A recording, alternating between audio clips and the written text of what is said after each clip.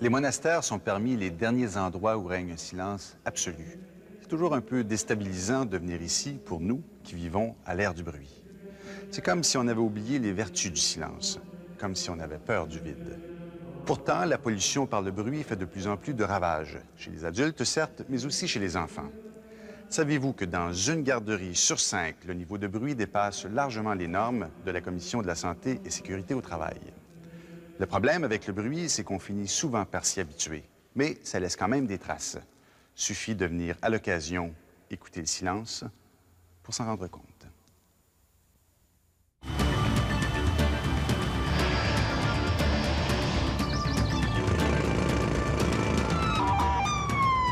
Le bruit est socialement jugé acceptable.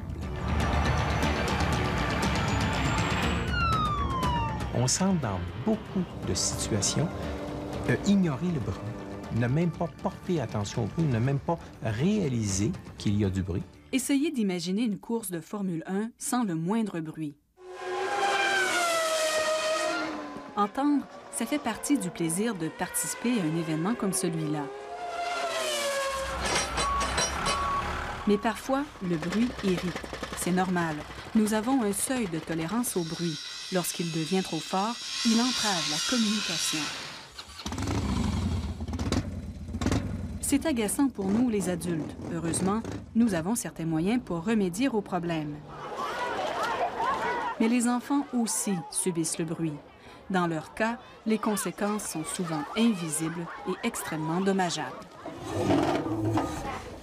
Une classe de 3e année à la petite école Gaston Pilon de Boisbriand.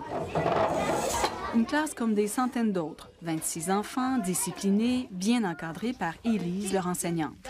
Et passablement bruyants. Élise, elle parle.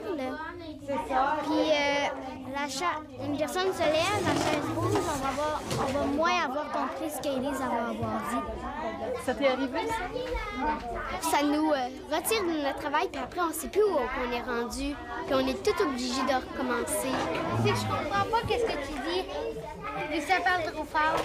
On parlait du bruit. Je veux savoir ce que vous pensez du bruit dans la classe. Moi, je dis que ça nous fait mal aux oreilles. Les salles de classe, malheureusement, c'est un environnement très, très bruyant. Et c'est un environnement qui, acoustiquement parlant, est peu propice aux apprentissages. Dans une classe, les sources de bruit sont nombreuses. Les chaises, les menus objets, les enfants eux-mêmes. Et puis, la classe voisine, la circulation dans la rue. La salle de classe normale génère en moyenne entre 60 et 70 décibels de bruit. Mais d'abord, quelques explications. Dans l'échelle des décibels, le bruit double à peu près à tous les 10 degrés. 60 décibels, c'est 2 fois plus que 50. 70 décibels, c'est 2 fois plus que 60, et ainsi de suite. 70 décibels, c'est l'équivalent d'une artère très achalandée. Et c'est surtout beaucoup plus que la voix d'Élise. Les enfants ont beau l'écouter, ils n'arrivent pas toujours à l'entendre. Position d'écoute. Mon message passe pas nécessairement, c'est évident. Quand ça fait trop de bruit, bien, c'est sûr que moi, en avant de la classe, je leur donne des consignes. Bien, automatiquement, bien, là, quand je leur dis de faire leur travail, bien, il y en a 2, 3 qui viennent me voir. Élise, qu'est-ce qu'on doit faire? Bien, je viens tout juste de l'expliquer. Prenez Francis, il a 8 ans. OK? Ici, vous avez fini? Un bon élève, dans la moyenne, jusqu'à cette année. Élise s'est rendu compte qu'il n'arrivait plus à suivre. Ses notes ont chuté. Quand Élise a communiqué avec moi, elle m'a dit « Bon, ça va pas bien », puis bon, elle m'a appelée. Ça a été comme une douche froide.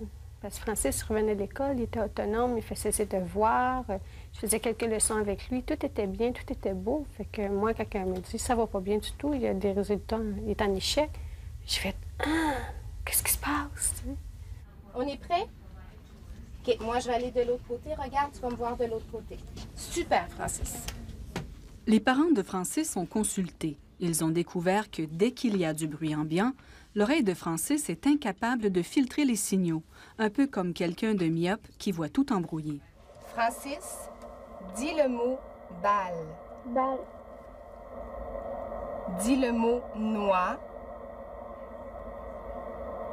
Dis le mot « noix ». Dis le mot « brosse ». C'est très bien, Francis. Tu as vraiment bien fait. On a terminé maintenant? Ces enfants-là, les difficultés à entendre dans le bruit sont accrues, sont beaucoup plus grandes et on doit absolument modifier l'acoustique des salles de classe, avoir un changement de la structure de la classe pour que ces enfants-là puissent auditivement être en mesure de fonctionner dans la salle de classe. L'équipe de Francis, vous quittez pour aller... Il y a de la difficulté à entendre la voix de son enseignante. Et là, Francis, bien, il ne pouvait plus suivre, là, surtout si c'était des résolutions de problèmes ou s'il y avait une lecture, une compréhension de texte. C'est surtout en français que Francis avait des difficultés. Francis n'est pas exceptionnel. 10 % des enfants ont ce genre de problème d'audition centrale. Ceux qui ont un déficit de l'attention, les enfants ritalins, ont aussi du mal à se concentrer dans le bruit. C'est 1 sur 4. Les enfants qui ont des otites ont une baisse d'audition qui peut durer des semaines. Au primaire, c'est 1 écolier sur 3. Sans compter ceux qui ont des pertes auditives à cause d'un traumatisme ou les petits allophones qui ne vont pas à l'école dans leur langue maternelle. Le bruit dérange la concentration de l'enfant, la capacité de résolution de problèmes de l'enfant. Alors, on constate que l'enfant, dans le bruit, s'il travaille sur une tâche qui nécessite une certaine attention, concentration, aura le réflexe de moins mettre d'effort, d'abandonner la tâche. Ça, c'est documenté. Pour aider Francis, sa mère a réussi à trouver 120 balles de tennis pour recouvrir les pattes de toutes les chaises de sa classe. Avec nos chats, ça fait beaucoup de bruit. Tandis que quand on a nos bas, ça fait moins de bruit. Tous les enfants en profitent, et Élise aussi. 20 % des enseignants ont des troubles de cordes vocales à force de pousser leur voix. C'était le cas d'Élise. Maintenant, tous les enseignants dans son école veulent des balles de tennis dans leur classe. Je pense qu'il a fallu que Francis arrive, puis que là, je dise, bon, il y a un problème, et ça prend ça dans sa classe, c'est une recommandation. Et là, ça fait, là, tout le monde en veut dans l'école. Donc là, je vous laisse 2 minutes pour vous mettre en équipe de 4. La nouvelle réforme de l'éducation encourage de plus en plus le travail en équipe au primaire, un modèle désastreux sur le plan acoustique. On a des enfants qui, en raison de difficultés à percevoir dans le bruit, vont être hypothéqués, entre guillemets, vivre des situations de handicap toute leur vie. Nos grands scientifiques, présentement, là, nous disent que chez les enfants, on devrait avoir des niveaux d'ambiance de l'ordre de 30 à 40 dB pour avoir une communication sans entrave. On est loin de ça. Nous sommes très loin.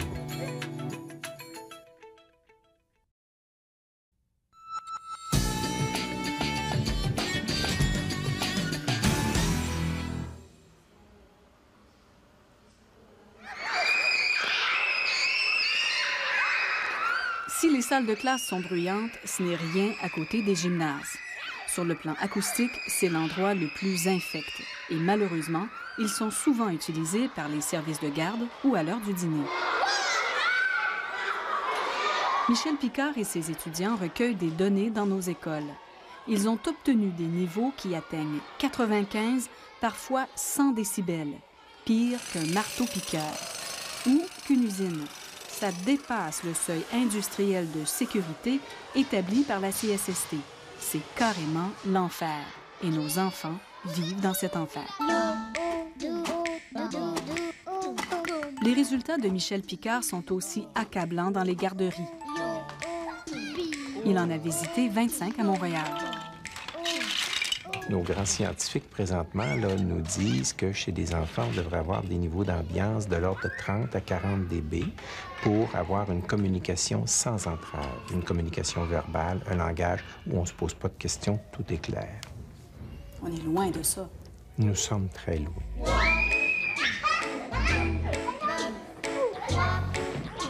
Tellement loin que son plus bas niveau enregistré est de 66 décibels, 4 fois plus que ce que les experts recommandent. Déjà, le 66, c'est beaucoup trop. Alors, ça veut dire que l'enfant doit développer des stratégies pour essayer de gérer le langage dans ces environnements-là. Il parle dans les trous de bruit. Il doit parler avec probablement des phrases transformées, probablement très réduites, probablement parler à voix élevée, peut-être crier, pour être capable de se comprendre. Et ça, c'est dans le meilleur des cas. Dans une garderie sur 5, le bruit atteint ou dépasse 90 décibels, des niveaux tellement élevés que les résultats de Michel Picard ont stupéfié les experts internationaux en acoustique, mais pas le ministère québécois de la petite enfance. Lorsqu'on a mis ces données-là sur la table, disons que c'est un accueil qui semble, je dirais, un petit peu incrédule. On semble se poser, mais c'est quoi ce truc-là? Y a-t-il un autre problème, là? Ici, à la Souritech, les plafonds élevés de cette ancienne école sont doublés d'épais matelas pour réduire l'écho. Les groupes sont petits et le travail organisé justement pour diminuer le bruit. Malgré cela, il reste élevé. Je vous dirais qu'en ce moment, je suis à peu près à 1 mètre de vous et j'ai du mal à vous entendre. Oui, effectivement. Avec cet équipement, je suis en train d'intégrer. Alors, on a des niveaux de 70 décibels. Donc, le niveau typique, là, s'arrête de l'ordre de 70, mais effectivement, 70, si on est à 1 mètre, ma voix était 55-57. Donc, le bruit est plus fort que la voix. Alors, on doit faire une compensation. Les enfants font la même compensation. Les enfants vont travailler encore plus fort que nous pour faire cette compensation-là. Entre 2 et 5 ans, les enfants sont dans la phase la plus critique de leur développement du langage. C'est là que tout se joue. Si la communication est impossible à cause du bruit, l'apprentissage l'est aussi. Plusieurs de ces enfants auront un retard en lecture ou en écriture plus tard à l'école. L'enfant peut décider du rapprochement. L'enfant peut décider de ne pas communiquer, le retrait de communication, le développement de comportements d'indifférence ou d'agression. Si le bruit dérange, alors on peut avoir l'isoloir, on peut avoir le « je vais vivre dans mon monde » avec ce que ça signifie comme conséquence et développer des comportements qui sont peut-être pas très favorables à la communication et qui sont peut-être socialement pas très intéressants non plus. Comme par exemple s'arracher un jouet au lieu de discuter pour obtenir un jouet. Oui, voilà. Si on n'est pas capable de le demander parce que le contexte acoustique ne le permet pas, qu'est-ce qu'on fait? Alors, c'est l'échec, on retourne dans son coin, jouer avec ce qu'on n'aime pas ou on le saisit, l'agression. Voyez-vous le changement de comportement des enfants quand ils sont dans un bruit très élevé? Oui. Ils sont beaucoup plus agressifs, sont plus physiques. Ça change leur comportement. Ils ne sont pas portés à la douceur quand c'est très bruyant. Ils sont plus portés à être plus durs, plus difficiles aussi à neutraliser, si on peut dire. Ça peut facilement virer en conflit quelquefois. Parce qu'entre eux, ils ont l'impression qu'ils se crient des bêtises. « Nathaniel, viens ici! » Non, tu sais, ça... Quand c'est plus doux, ben c'est plus facile d'approche, c'est plus facile de communiquer. Puis quand c'est plus fort, ben on a comme un sentiment de... On se sent comme plus agressé, je pense. C'est un fait, le bruit rend violent, parce qu'il est perçu comme un agresseur par le corps humain, et plus encore chez les tout-petits. Le bruit coupe l'appétit, épuise et rend vulnérable aux infections. Dès 70 dBA chez la plupart des humains, il va y avoir une réaction d'alerte qui va être suscitée. Alors, quand il y a une réaction d'alerte, à ce moment-là, il faut envoyer le sang dans les bons organes. Donc, on n'envoie plus de sang dans les organes non appropriés. Donc, c'est plus le temps, comme je disais, de digérer, là, c'est le temps de réagir. Il va y avoir une augmentation de la tension artérielle. Le stress va augmenter. Par contre-coup, des effets de stress, la fatigue va aussi augmenter. L'irritabilité va aussi augmenter. Et à la longue, tout ça peut finir par attaquer le système immunitaire. Des fois, le bruit, c'est aussi fatigant que si tu venais de courir 2000.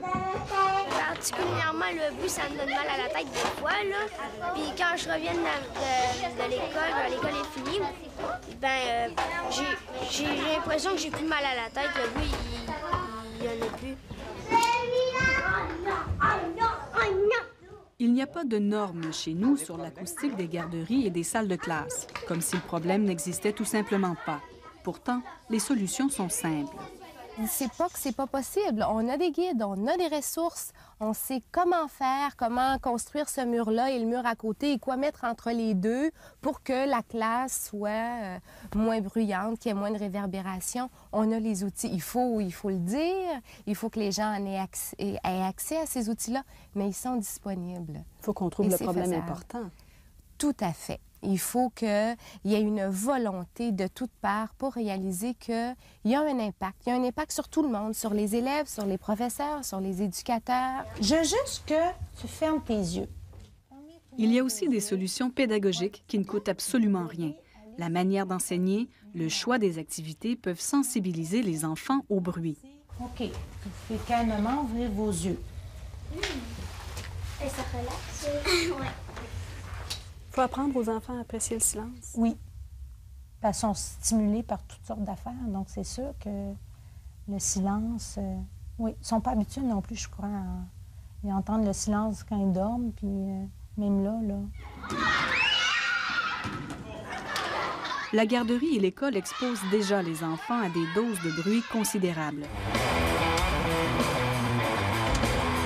Et les choses ne s'arrangent pas à l'adolescence avec la popularité des baladeurs, des arcades et des sports de plus en plus bruyants. Alors, tout ça nous donne un portrait d'exposition des enfants qui devient important et qui fait poser aux scientifiques la question, est-ce qu'on n'est pas à un point, un seuil critique de voir apparaître chez les jeunes des pertes d'audition irréversibles à la fin de l'adolescence ou au début de l'âge adulte?